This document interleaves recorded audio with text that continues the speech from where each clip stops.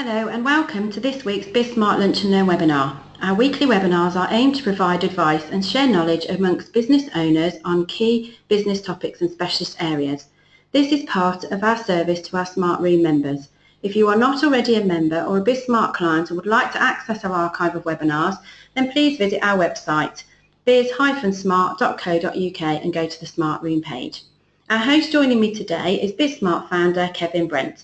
But before we start the webinar, can I ask you all to use the question mark function on your screen to post any questions that you may have for Kevin, and he will do his best to answer them all at the end of the session. Thank you, Kevin. Over to you. Good morning. Excellent. Right. So this time around, we're going to be looking at one of the key challenges that we see with many of our businesses that are trying to scale, and that is in terms of getting the most out of their team.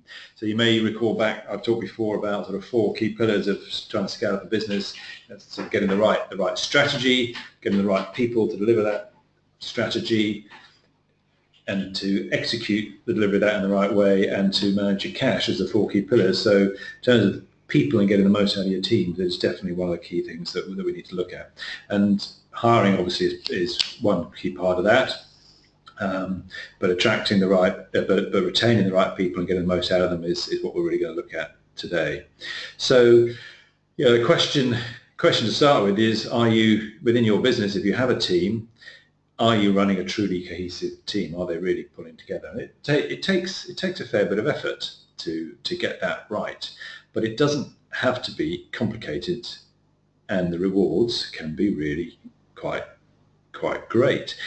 And in fact, keeping it simple is really quite key. So what I'm going to look at, I'm going to take you through a model that's been put together, proposed by a chap called Patrick Lencioni, based on a book called the FIve Dysfunctions of a Team, that we're going to look at it the other way around and look at the cohesive behaviours of the 5 key behaviours of a cohesive team. But it's based on that book, and it's in the principle of really trying to bring to BizSmart clients and members tools and frameworks that we think really work and are practical. So this is not, I'm not trying to be theoretical about this. And I've got several examples through here. I've tried very hard to make sure we've got practical ways that you can apply this to your own business. So, getting the right people and the right chemistry arguably is more important than the right idea. And certainly Ed Catmull, the president of Pixar, that's a statement from him. You may have seen this before. I've used this slide before. But certainly within BizSmart, within our clients, we've seen many examples of effective teams and the power that can bring. You probably can think in your past where you've been part of a team that's worked really well together, or possibly a team that's not worked at all well together, and you can probably think of some things that were common to the good ones and common to the not so good ones. And in fact, that's not a bad exercise to do at some point. It's just write down the list of all the things that went well in one team that we worked really well, and all the things that didn't happen very well in the kind of behaviours in a team that didn't. But what quite often when we're dealing with small and medium-sized businesses, one of the key competitive advantages that they can have is actually in the way that team works together. They can move much faster. They can do things potentially that will improve the customer experience by working together really well. And sometimes it's a key differentiator in the way that the teams work, or it could be. So that's something that we're just going to look into a little bit more. So the 20-second summary really is that these 5 behaviours start with trust as the foundation of it. It's about mastering conflict, and it's quite an interesting one that we'll talk about in a minute. Achieving commitment, embracing accountability, and focusing on results. So as a quick executive summary, those are the 5 behaviours. And each one of these builds on the other, so it's not any good starting really with commitment somewhere in the middle or whatever. They build on each other, so we need to start with the trust side of things, and it's kind of a journey. So don't take each one in isolation. And to really make it work, then team members need to have a really sound understanding of themselves as well as their peers. And the starting point of that is quite often some form of behavioural profiling. And at BizSmart, we often will use DISC as one way of doing that, but there are others, but we find that DISC works really well. And in fact, this FIve models, FIve behaviours model of a cohesive team has DISC at its heart, and certainly in terms of the reports and things that you can run, they're based on DISC. So, trust. We hear the word trust banded around quite a lot. There's many interpretations of it. What we mean by it here really is it's about, in terms of the context of the team, it's about it's a vulnerable trust. It's about a willingness to be completely open with each other, and you know, that takes some sort of vulnerability there, so that you don't feel that you've got to hide things from the rest of the team. So it's confidence among team members that we've all got good intentions at heart. So there's no reason why we need to put the barriers up and hide things or whatever. So trust is the single most important behaviour, not only in this model, in Lencioni's model, but probably just about every other. You know, if you Google it and you look at different models of team behaviours, trust will always be in there. I pretty much guarantee that. And you know, there's certainly one. Google, I know, have done a great big study recently among all of their staff, and they've come back with trust in terms of, they call it sort of psychological safety. How comfortable do you feel taking risks in this team without feeling insecure or embarrassed? So trust is absolutely key.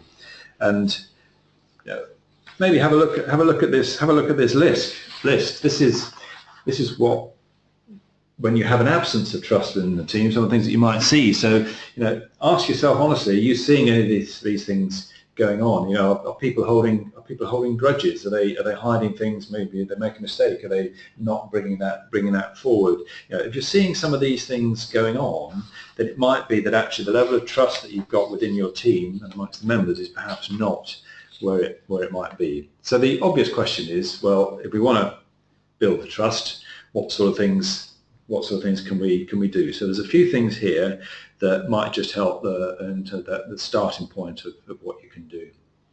So you know, it does start with you as the leader of this team. You've got to create an environment where people aren't punished. So you don't want that blame culture that is often present in many larger organisations, where everybody really has to keep their head below the parapet. If they admit a mistake, they think they're going to get fired or reprimanded or whatever else. So you know, we all make mistakes, some more than others maybe, but we all make mistakes. You know, as a leader, we've got to perhaps admit when that happens too, sort of leading by example. I mentioned personality behavioural profiling. It's a really good way of getting a common language amongst the team. You know, we do have different ways of approaching things, very much. And if nothing else, getting an understanding of how you behave and how other people might behave, or some of the things that stress them out, is really useful. And you've got that common language. So when somebody does something, somebody's a bit blunt with you, you might well just say, well, it's just your D-star coming out, isn't it? Or whatever it might be. But it gives a common language for being able to address different behaviours in a way that's non-confrontational, really. There are lots of exercises that you can do that start to get people opening up and sharing things that, again, will potentially lead to trust. We've used one, and I've mentioned it here, personal histories exercise. But you know, you could just get everybody around and just ask 3 questions. Get them to say, where did you grow up? How many siblings have you got? And you know, are you the oldest? Are you the youngest? The middle? Or whatever it might be. And describe a unique or interesting challenge from your childhood or your early adulthood. And just doing something like that will uncover things that perhaps you didn't know before. But it also, if everybody's prepared to do it, which hopefully they will be, then they've opened up a little bit of themselves, and it's a starting point. You know, it's not the whole answer, but it's a starting point. And there are other exercises you can do. And I mentioned before, you could just simply do that team effectiveness exercise. You could just list down what makes an effective team and what doesn't. As a team, as a group, do that, and that may well help uncover things that you can then work on. So that's trust, and as I said, that's probably what it is the most important part of a good team. So next we're going to come on to conflict, and this may sound a little bit odd because you may think the goal is actually to have a team that doesn't have conflict, to avoid conflict. Well, I'm afraid that's not the answer. If you think about any great relationship that you've had, whether it be with your partner or whoever it may be, there is an element of team there. It's not all about just saying yes all the time and agreeing with each other. You know, you've got to be able to have that argument effective. You've got to be able to have some conflict, but it's got to be productive conflict. It can't just be mean, spiteful sort of type conflict, clearly. But you need that. And if you think about it in terms of a spectrum, on the one side, on the left here, I've got what I call artificial harmony, and on the other extreme we've got aggressive and destructive politics. So artificial harmony, everybody's saying yes, they don't actually, inwardly they don't agree with it all, but they're just saying yes just to get along. They might just agree with the boss because that's what he wants to do, and you know it's easiest to just to do that, but inwardly they're thinking, actually, you know what, that's a load of rubbish, I'm not going to do that. And when they go back maybe to their sub team or something, they're just going to go, oh, don't worry about it, you know. So at that side, that's not what you want. At the other side, clearly, if everybody's really having lots of aggressive conflict and they're backbiting and manipulating behind the scenes and all that sort of type stuff, what we call aggressive and destructive politics here, and these are terms that are also used by Patrick Lencioni, then you know that's clearly not what we want. So we want to be somewhere in the middle. There's a point at which, you know, if we're working from right to left, there's a point at which that destructive sort of conflict becomes constructive, and it's around, tends to be around ideas and issues rather than around people, is when we want this constructive debate. So in a really good team, people are prepared to challenge ideas and argue their case, but in a constructive way. So it's not personal, it's around ideas and issues, but it can be uncomfortable. It doesn't mean it's going to be easy. You know, sometimes it is uncomfortable. You know, we do often tend to be emotional about have some sort of emotional attachment to some of our ideas. So there is, you know, just still tricky, and it's quite hard to manage that. But it's really important, and that's why, if we think back to the trust, that's why the trust is so important, because if you don't have the trust there, you can't engage in constructive conflict without it becoming mean, and we're trying to second guess why somebody is arguing a case or whatever. So if we want to overcome a fear of conflict, we haven't got any real conflict, we want to get a little bit more going within our teams, then the first thing really we need to do is acknowledge that conflict is productive, and that perhaps as a team we have a tendency to avoid it.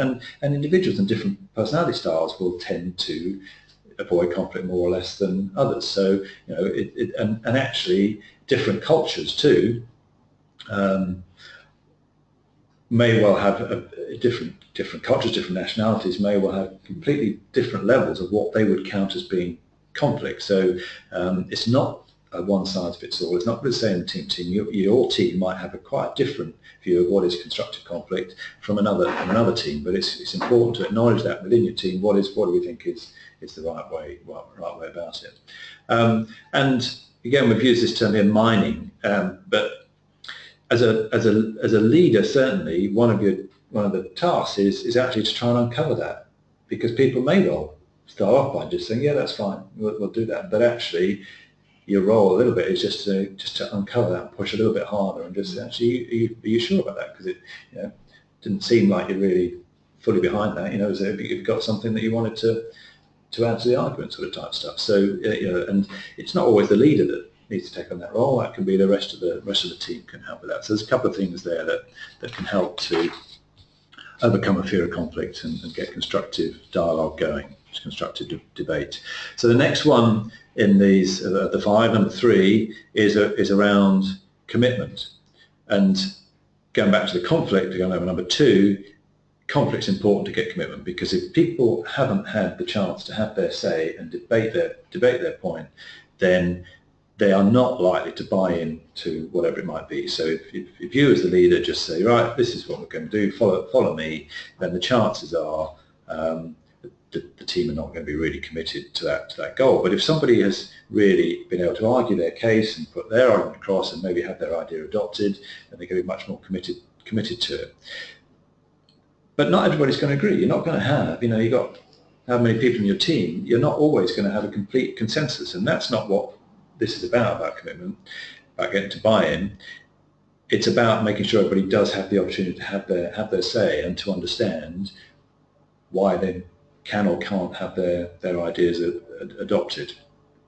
So it's not about consensus. It's not the same thing as consensus, and it's not the same thing as leading by committee, because I guess in another, if we want to do another spectrum, on the one end we might have leading by committee, where nobody makes a decision sort of type stuff. At the other end, you've got the autocratic, absolutely, this is what we're going to do. Somewhere in the middle is the right answer.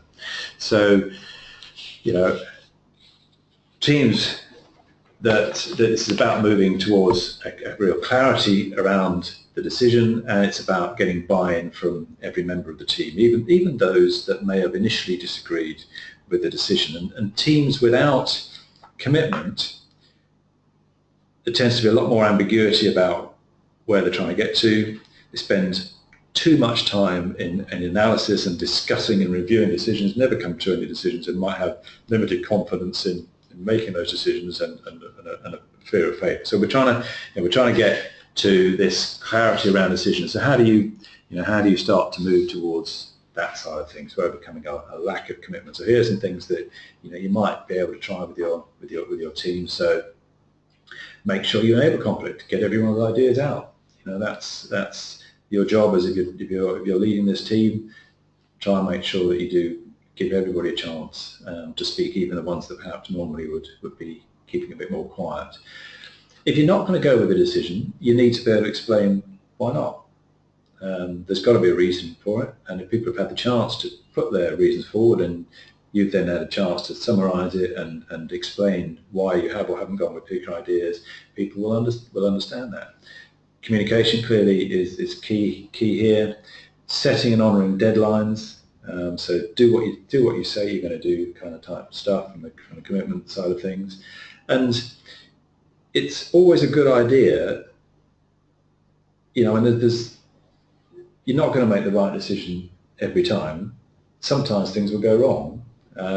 So it is a really good thing to do, to have a contingency plan or a worst case scenario analysis, so that at least you know that if that, as a team, you decided to go down one direction, well, if it doesn't work, at least you know that there is either a plan B, or that there is, what is the worst case that would happen here to decide whether or not to go forward. So there's your commitment. So number 4 out of the 5 is around embracing accountability. Now, some of you may well recall my recent webinar on accountability, so it might be worth having a look at that and refreshing it if you did, or having a look at it if you didn't.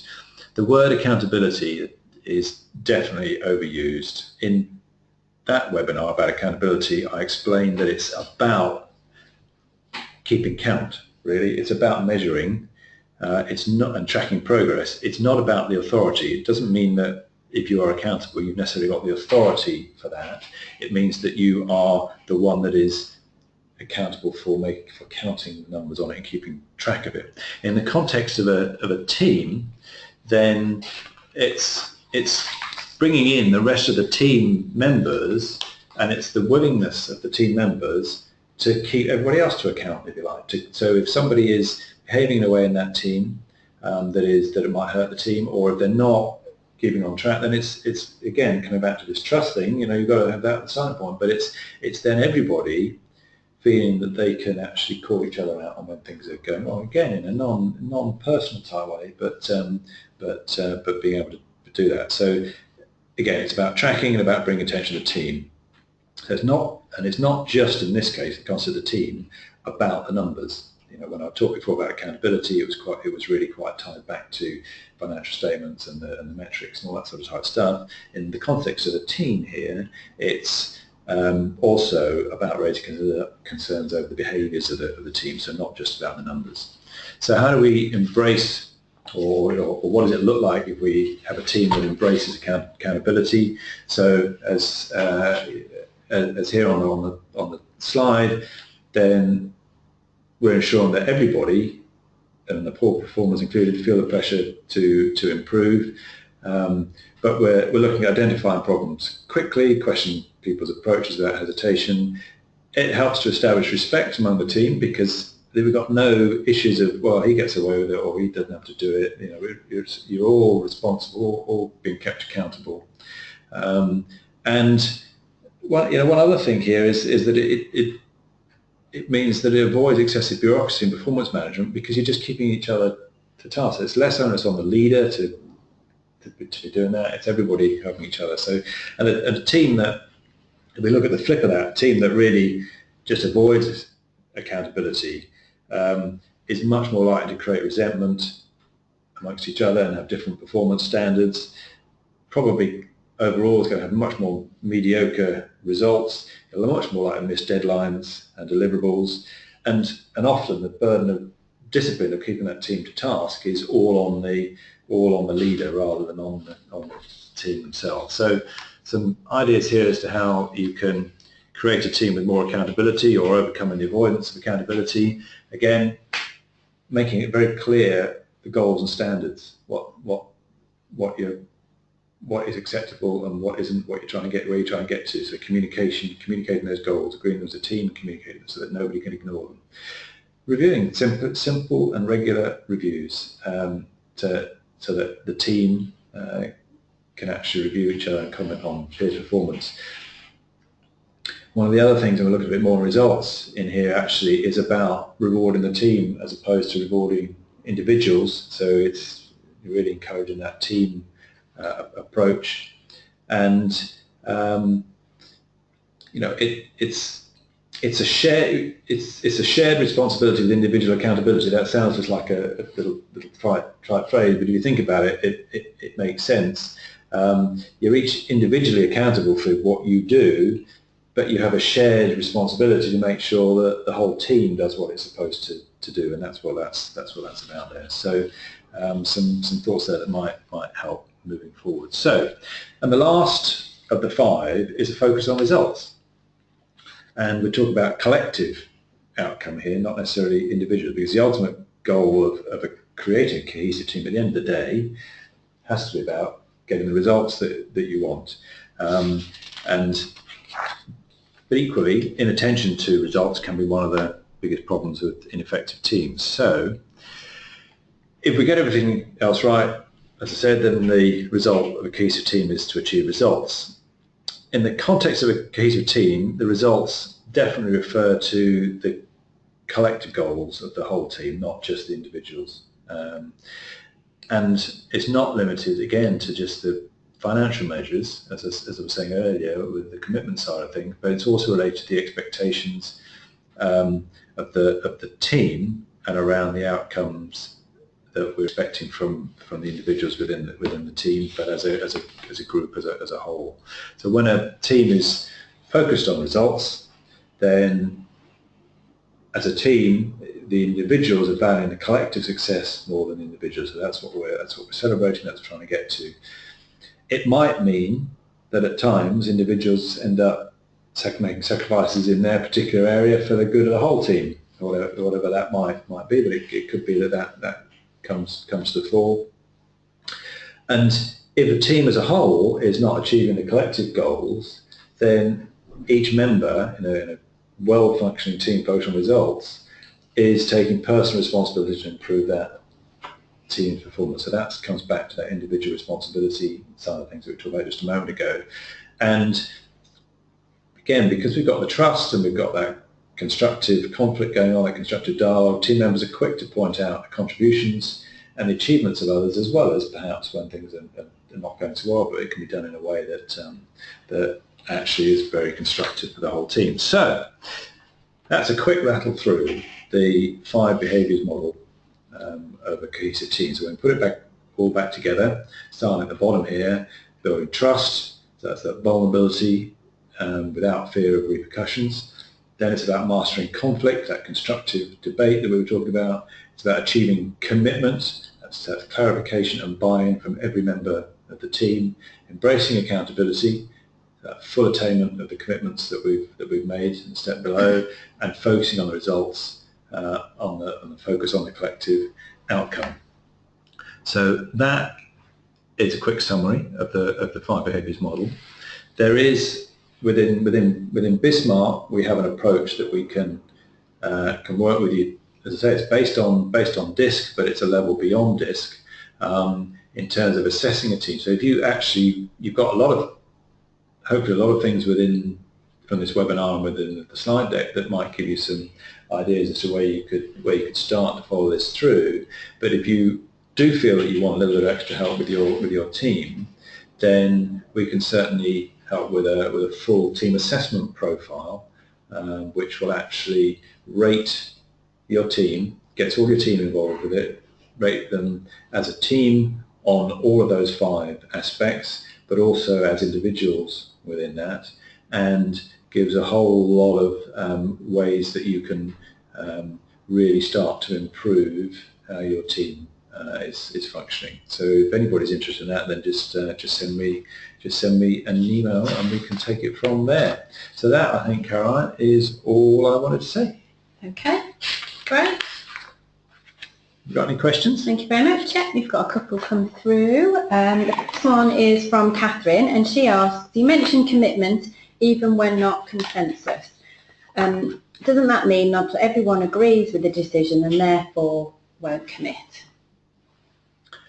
Okay, so who was that from? Catherine. Catherine, thanks, Catherine. Just because someone doesn't agree with the decision doesn't mean that they won't commit. But I understand where you're coming from, and this, and I think most of us, yes, we'd like to have our idea followed through, but if it's explained to us why that won't work, and we have a chance then to either change our mind or understand why we have to go with another decision for now, then we are much more likely to be committed than if we hadn't had a chance to have our say and we basically have to toe the line. So it definitely does not require consensus, and that is our job as a leader, as I said before, is to try and, the team leaders, try and get the views out of everybody so they've had a chance to have a debate, and that they can understand, feedback from understand why we haven't been able to go with that particular idea. Okay, thank you very much. I have another question from Sarah, and she asks, what if we already are getting good results? Does the rest of it matter? Okay, good question, because I kind of led myself into that with saying that the results are the end of, that's what we're trying to get to, is cohesive team. It is quite possible that you could have a business or a team that are producing very good results, and it could be because you've got a fantastic team in terms of the trust and the commitment and the conflict and all that sort of type stuff, or it could be that you're just riding a wave, you're being lucky, and so the focus on results just for the sake of results is not sufficient. So you need to look at that, and you need to think about, if we really got this team going, because when things get tough, that's when you're going to get the problems coming to the surface. So even if you've got a team that appears outwardly to be producing the results, you still want to make sure that you've got the other things happening behind if you want to be able to sustain that. Good question. Great. Okay. Next question is from Gillian, and she asks, any tips for getting a team of part-time staff to work together as effectively as full-time employees? Well, what a good question, Jill. Thank you very much. The short answer is part-time or full-time, you're going to need to find ways to create the same things that we've talked about. So you might have to find a way that you're going to have to get people together at some point to do those kind of type of trust exercises. So, for example, we run the smart boards, which are an online sort of mastermind sort of type group, and a key part of that is trust. And we make sure that first session is all about really getting that trust together. And we sometimes make that a face-to-face one as well, but we can do it online as well. But you've still got to get those things working, and you've got to find a forum that works well for your part-time people in terms of the regular communication as well, so they do have the chance for getting that buy-in. So the model, the 5 behaviours, absolutely still apply. The challenge will be how do you actually make that happen, given that you haven't got them all the time together. But then equally, even with a full-time team, they're not always going to be sitting together full time. The idea is that they're off doing their things. And certainly when I think back to one of the most effective teams that I was involved in, that was really how you could see it work so well, is that actually we only came together fairly infrequently, but we were all so clear about what we needed to do and had so much confidence in the other members of the team that they would just do it, that actually the coming together was less important. And it was important there, but it didn't have to happen really frequently. So running a part-time team, there are ways that you can do that as well, and doesn't require them to be full-time. Hope that helps. Okay, great. Another question's come through from Simon, and he asks, what is the ideal size of a team?